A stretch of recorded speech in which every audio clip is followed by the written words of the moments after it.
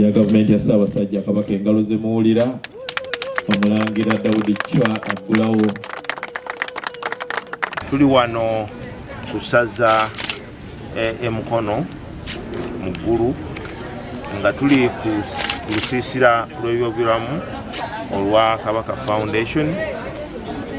Olusiisira luno lukuŋŋaanyiza abantu bangi nnyo, wabula nsaba abasajja n'abavubuka mwenna okulaba nti enteekateeka eno ate mugyennyigiramu mu ngeri ey'enjawulo olw'ensonga nti tuli ku mulamwa abasajja abaami n'abavubuka okulaba nti bataasa abaana abawala n'abakyala okwewala akawuka ka mukenenya wano mu Uganda.